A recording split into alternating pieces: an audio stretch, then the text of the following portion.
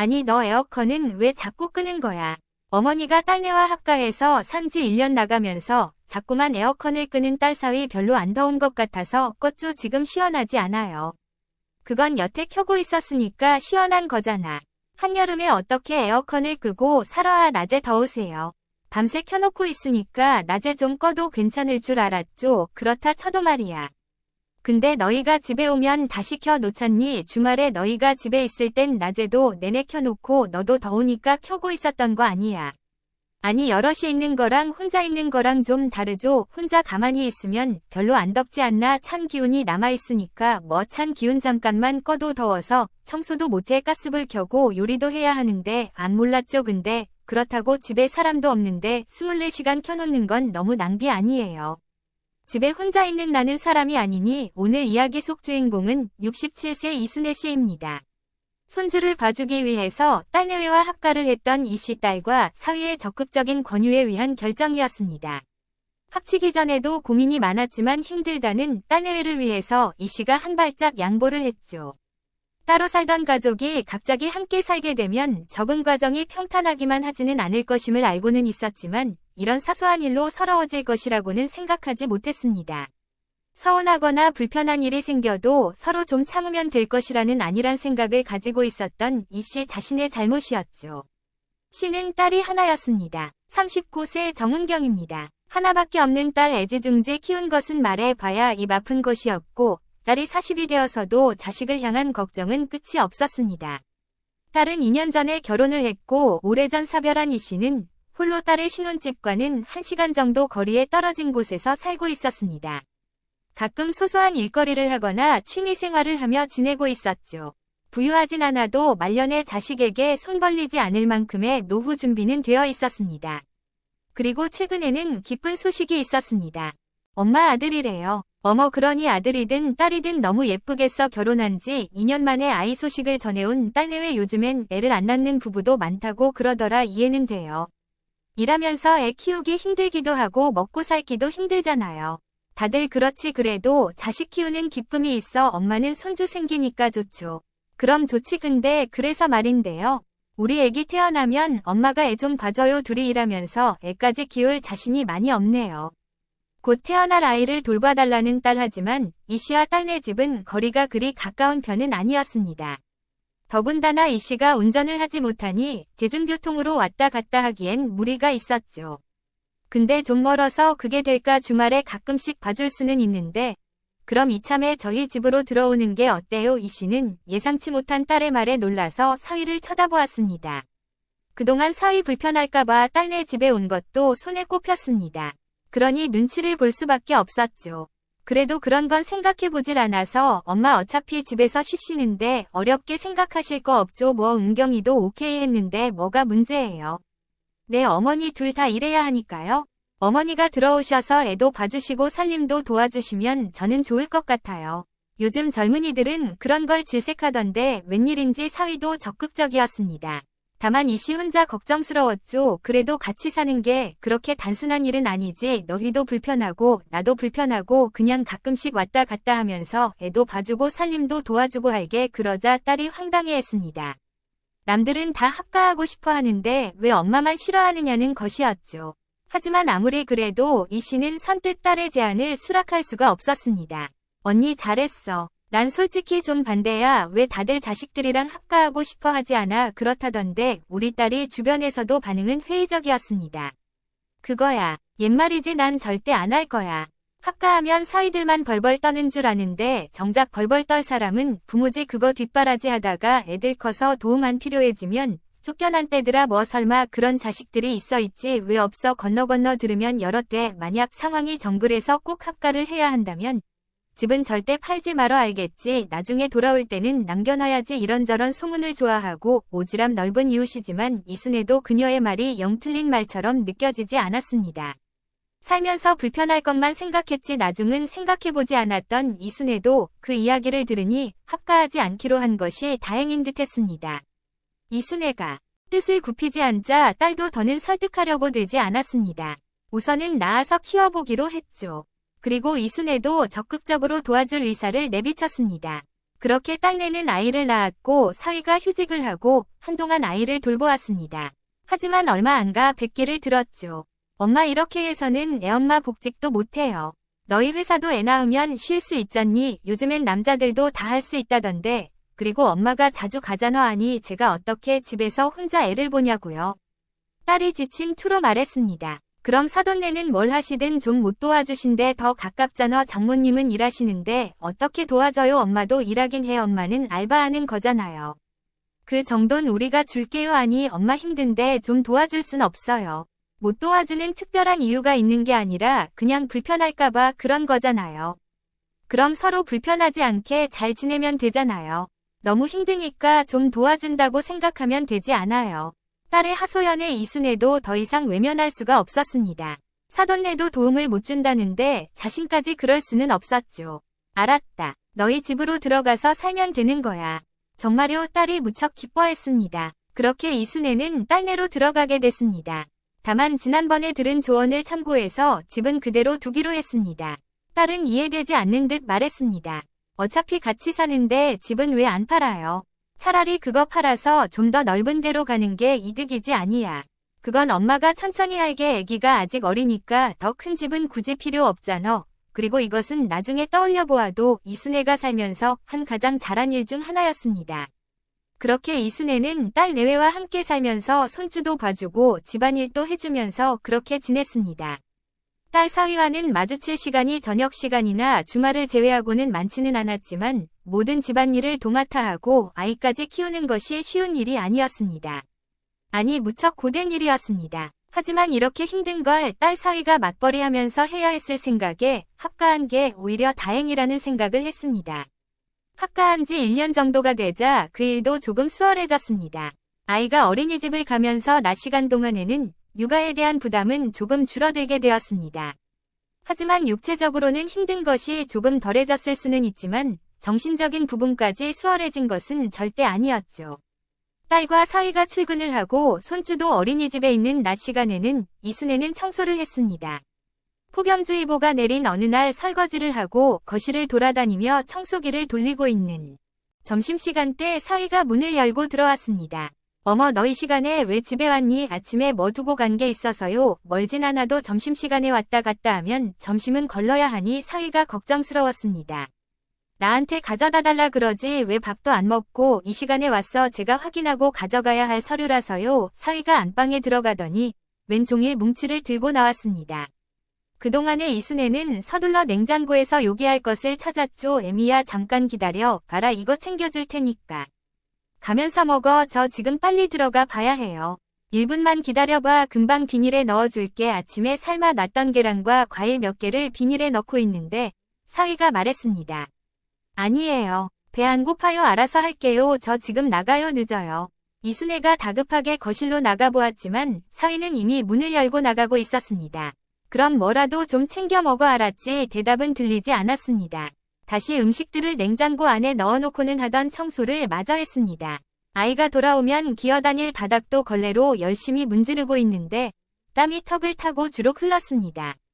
바닥으로 툭 하고 떨어진 땀방울을 보고는 이순애가 고개를 갸웃거렸습니다. 왜 이렇게 덥지? 폭염주의보가 내렸다더니 실내도 이렇게 덥나 싶었습니다. 아침부터 계속 에어컨이 켜져 있었는데 이상하게 땀이 날 정도로 후텁지근했습니다. 어라 에어컨이 고장이 났나? 이제 보니 에어컨 불이 꺼져 있었습니다.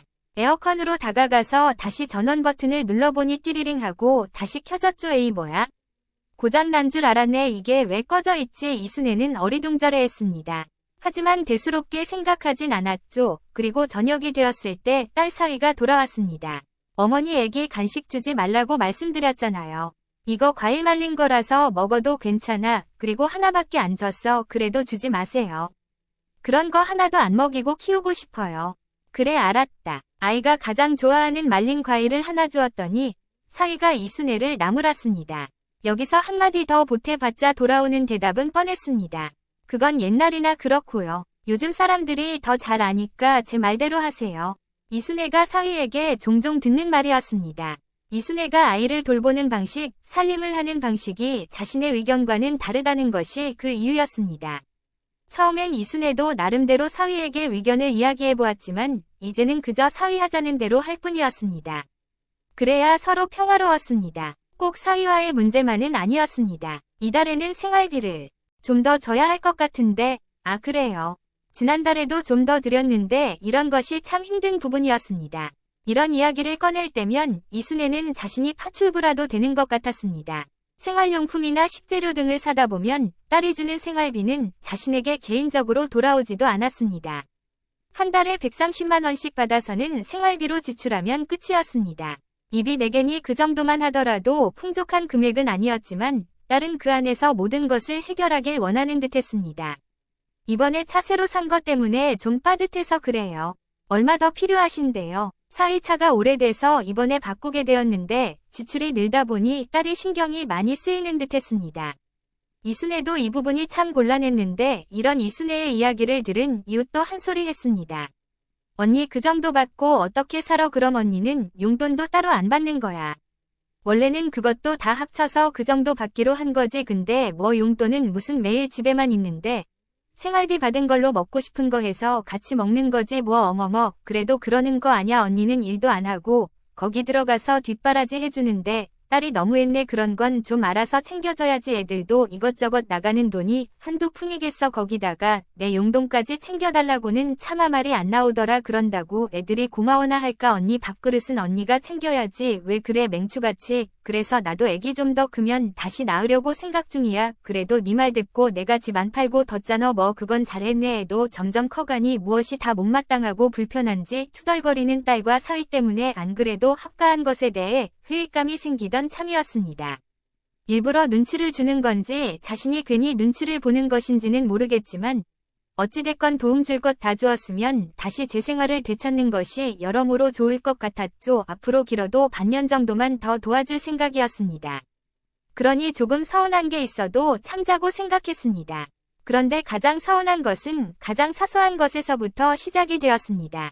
날이 워낙 덥다 보니 잠잘 때도 약하게나마 거실 에어컨을 켜고 방문을 열어놓은 채로 잠을 잤고 내내 에어컨을 켜고 생활할 수밖에 없었습니다.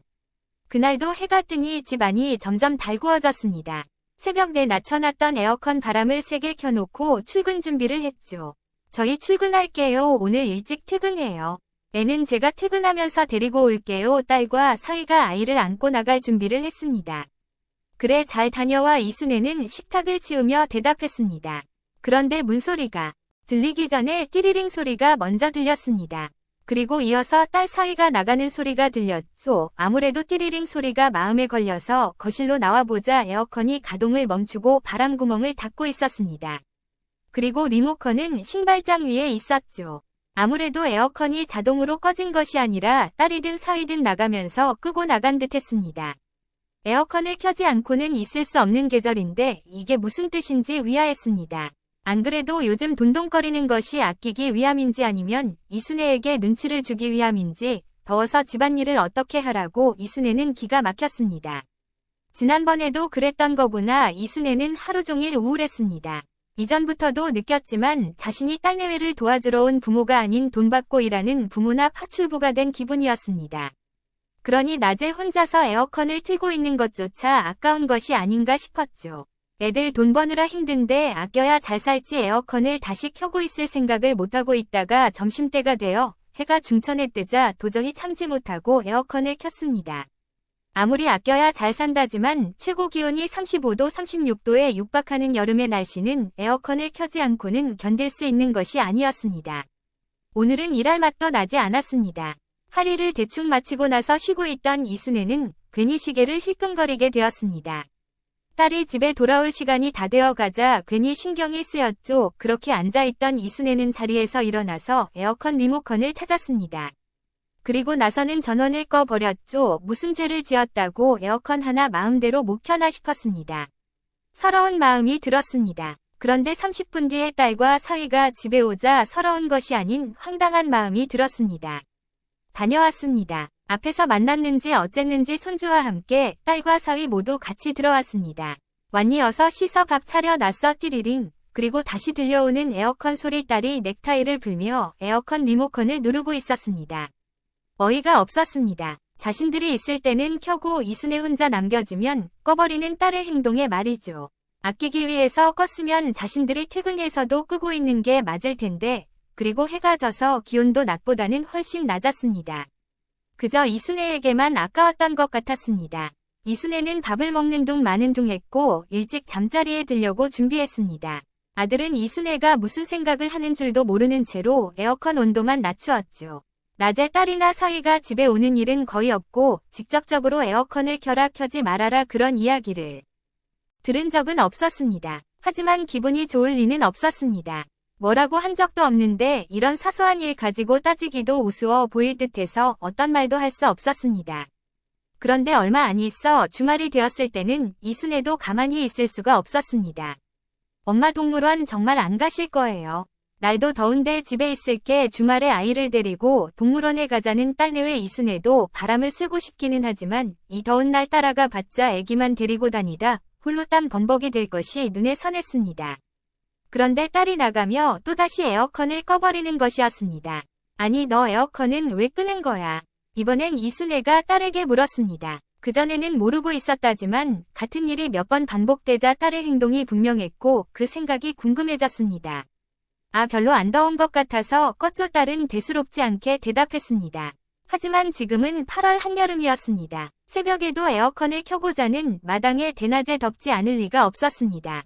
지금 꽤 시원하지 않아요. 그건 여태 켜고 있었으니까 시원한 거잖아. 아 낮에 더우세요. 그걸 말이라고 하는지 밤새 켜놓고 있으니까 낮엔 좀 꺼도 괜찮을 줄 알았죠. 근데 너희가 집에 오면 다시 켜놓잖니. 너도 더우니까 켜고 있었던 거 아냐. 그러자 딸의 대답이 황당했습니다. 아니 여럿이 있는 거랑 혼자 있는 거랑 좀 다르죠. 혼자 가만히 있으면 별로 안 덥지 않나. 찬 기운이 남아있으니까. 찬 기운 그게 얼마나 간다고. 요새는 잠깐만 꺼도 더워서 일을 못해야 그래요. 몰랐죠. 근데 그렇다고 집에 사람도 없는데 에어컨을 24시간 켜놓는 건 너무 낭비 아니에요. 집에 사람이 없다는 딸 집에 혼자서 일하는 이순애는 사람으로 안 치는 듯 했습니다. 나는 그럼 덥게 있어도 된다는 거야. 이런 일로 딸에게 따지고 있는 자신이 비참했습니다. 꼴이 너무 우스워 보이는 듯했죠. 그런 게 아니라 전기세 때문에 관리비가 30만 원이 넘게 나와요. 하지만 딸의 말이 이해가 되지 않았습니다. 관리비에서 전기세가 차지하는 비율은 그리 크지 않았고 사용하지 않는 콘센트는 무조건 뽑아놓는 이순애였습니다. 딸내외만 살 때보다 훨씬 전기세를 절약하고 있다고 장담할 수 있었습니다. 그러니까 내가 에어컨 켜는 전기세가 아깝다 이거지. 너는 전기세가 얼마 나오는지도 잘 모르지 않니? 그냥 아끼려고 그랬던 거지 나쁜 뜻은 없었어요. 그러고 보니까 지난번에 새애기가 집에 잠깐 들렸을 때도 에어컨 끄고 갔지. 돈이 그렇게 아까우면 내가 쓰는 만큼 주면 되겠어. 아 왜 또 말을 그렇게 하세요. 에어컨 일 때문에 제가 끄면 엄마가 더울 때 다시 켜면 되잖아요. 지금 그런 문제가 아니잖니. 내가 지금 더워서 너한테 투정 부리는 거야. 딸은 이순애가 화가 난 이유가 무엇인지 전혀 파악을 못하고 있었습니다. 사소한 문제였지만 이 문제가 이순애와 딸내외의 관계를 적나라하게 보여주고 있는 듯했습니다. 아니 저도 할 말 없는 거 아니에요. 지금도 그냥 같이 나가시면 될 거를 매일 그렇게 집에만 있으면서 에어컨 펑펑 틀고 그러면서 생활비 부족하다고 그러시고 쌍디귿도 그래놓고 서운하다 어쩐다 에어컨 하나 때문에 주말에 이렇게 나가는 사람 붙잡고 따지고 계세요. 이순애는 방금 자신이 무슨 말을 들은지 어안이 벙벙했습니다. 자신의 섭섭한 감정을 표현한다는 것이 얘기가 왜 이렇게 이어진 것인지 몰랐습니다. 딸의 말을 들어보면 모든 것이 이순애의 잘못인 듯 했습니다. 아무튼 에어컨 켜고 싶으면 켜세요. 시원하게 그런 걸로 눈치 준다고 생각하지 마시고요. 저희는 나갔다 올게요. 딸은 그러고는 서희와 손주를 데리고 나갔습니다. 혼자 남겨진 이순애는 꺼져 있는 에어컨을 한참 바라보았습니다. 그리고 딸과 서희가 돌아온 뒤에도 냉전 상태가 이어졌습니다. 서로 불필요한 말은 하지 않고 각자 생활을 했죠. 이순애는 이렇게는 더 이상 못 살 것 같았습니다. 애기도 이제 손길이 많이 필요하지 않았고 힘들긴 하겠지만 어린이집을 보내면 둘이서 충분히 살만했습니다. 그러니까 이제는 자신이 필요하지 않으니 딸내외가 이런 식으로 이순애가 나갔으면 하는 마음을 애둘러 표현하는 것 아닌가 싶었습니다.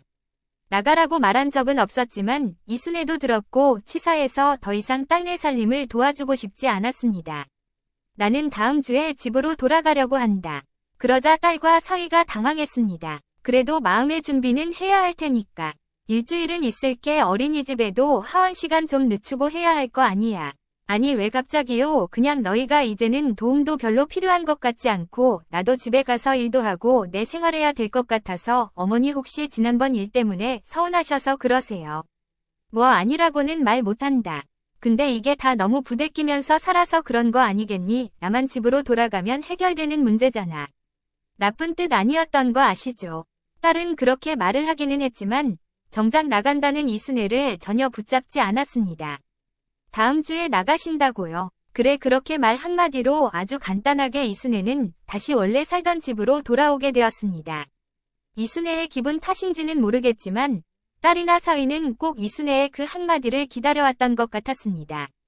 거봐 내 말 듣기를 잘했지 그런다니까. 원래 사람이란 게 화장실 들어갈 때랑 나갈 때랑 다른 법이야. 제일 힘들 때 도와줬으니까 이제 땡이라는 거지. 뭐하 그렇게 말 안 해도 속이 쓰리니까 가만히 있어. 아니 너무 괘씸하잖아. 우리 딸내미 다음 달에 출산하는데 나한테도 은근슬쩍 애 봐달라고 그러더라고. 언니 보니까 나도 딱 결심이 섰어. 무슨 결심? 지들끼리 알아서 잘 키워보라고 해야지. 뭐 애 봐준 고맙다고 그렇잖아. 필요할 때만 써먹고 볼일 다 보면 끝이잖아. 요즘 애들이 다 그렇다니까. 뭘 또 요즘 애들이 다 그래. 그리고 나가라고 한 건 아니야. 내 발로 나온 거지. 어이구 그게 쫓겨난 거지. 뭐 그냥 멀리 살면서 가끔 좋을 때나 봐. 그게 좋은 거 같아. 그건 이순애도 같은 생각이었습니다. 딸네 집에서 나온 것도 그 이유 때문이었으니까 말이죠. 원래 살던 대로 1시간 거리에 살면서 가끔씩 도움 필요할 때 도와주고 명절에나 한 번씩 봐야 반갑고 애틋한 것 아닐까 싶었습니다. 이미 자신의 가정을 꾸린 자식과 부모는 서로 다른 가정이었습니다. 서로 다른 두 가정이 섞여 사니까 갈등이 생길 수밖에요. 그래 좋게 생각해야지. 서로 서운함은 있었고 아직도 맘에 거스러미처럼 남아있는 감정이 있었지만 거리를 두고 지내다 보면 자연스레 회복이 될 것이라고 생각했습니다. 하지만 딸 내외가 그렇게 되도록 놔두질 않았습니다. 이순애가 다시 분가를 한 지 1년 정도 지났을 때였습니다. 그동안 명절을 합해서 딸내를 2번만 만나니 전처럼 반가웠습니다. 그런데 특별한 날도 아닌데 어느 날 딸내외가 갑작스레 이순애네 집에 찾아왔습니다. 너희가 갑자기 웬일이니? 이순애가 반갑게 맞이하자 딸은 할 말이 있어서 찾아왔다고 말했습니다. 이순애는 아기를 건네받고는 거실에 앉았습니다. 밥은 먹었니? 저녁 시간대 찾아온 딸내 밥을 차려야 하나 생각하고 있는데 딸이 다짜고짜 말했습니다. 엄마 우리 둘째 생겼어요. 뭐 둘째? 둘째를 계획하고 있는 줄은 몰랐습니다. 첫째와의 나이 차이를 생각한다면 둘째가 생겨도 나쁘지 않은 때이긴 했습니다. 하지만 문제는 그것이 아니었습니다. 중요한 것은 첫째 때도 둘이서 키우지 못한 아이를 무슨 수로 키워낼까 하는 것이었습니다. 축하의 말보다 먼저 걱정하는 소리가 튀어나갈 것 같았습니다. 아이고 축하한다. 이순애는 온 마음을 다해 축하해주지 못하는 것이 미안했습니다. 하지만 뒤이어 나온 딸의 말에 덧붙이려던 축하 말이 쏙 들어가 버렸습니다. 그래서 애 좀 뭐 설마 둘째도 봐달라는 거야. 아 물론 합가하자는 말은 아니에요. 따로 살면 섭섭할 일은 없으실 거 아니에요. 아냐 같이 살고 따로 살고 문제가 아닌 것 같아 못 들은 걸로 하련다. 나는 또 그 일 못해 하니 엄마 말도 끝까지 안 들어보고 매정하게 그래요. 매정하게 들려도 어쩔 수 없어. 너희 결정으로 둘째 낳기로 한 거면 너희가 이래서 2년은 고생할 생각은 해야지. 어떻게 자꾸 남의 손 빌려서 애를 키우려고 해. 남의 손이요. 엄마가 남이에요. 아니 그럼 어떡하라고요. 장모님도 안 된다. 그러시고 내 어머니 일주일에 3-4번만이라도 좀 도와주시면 안 될까요? 안 그러면 저희 둘째를 어떻게 낳아요? 맞벌이는 어떻게 하고요? 이제 애가 하나도 아니고 둘인데 아니 그런 계획도 없이 덜컥 둘째를 가졌어. 너희는 너희 자식을 직접 너희 손으로 키울 생각을 먼저 해야지. 상황이 그게 안 되니까. 첫째 때도 엄마 도움받은 거잖아요. 그래 엄마가 너희 도와준 건 아니. 그런데 너희는 어떻게 했어? 꼭 이 말을 다시 꺼내야 해 하니 그때는 제가 생각이 짧았어요. 짧든 길든 이제 상관없어. 좀 고생한다고 생각하고 키워봐. 그리고 주말이나 이럴 때 가끔 맡기고 쉬고 말이야. 어머니 어차피 주말에 와서 도와주실 거면 주기적으로 도와주시면 되잖아요. 좀 클 때까지만이라도. 아니 너희 집에 간다는 소리는 안 했어. 너희가 애 데리고 우리 집으로 가끔만 와. 내가 할머니인데 그 정도 못 봐주진 않으니까. 그래야 우리가 평화로울 것 같다. 어머니 아무튼 둘째 임신한 건 정말 축하해 야무지니까 잘 키우겠지 엄마는 할 말 다 했어. 밥 먹고 갈 거니 아니요 그냥 갈게요 여보 가자 딸과 서희는 씩씩대며 집 밖을 나섰습니다. 이렇게 보면 부모 사이가 틀어지는 것 같지만 이순애는 틀어질 뻔한 부모 사이를 바로잡고 있는 것이라고 생각했습니다. 그리고 이순애는 이 결정이 부디 잘못된 것이 아니기를 바랐습니다.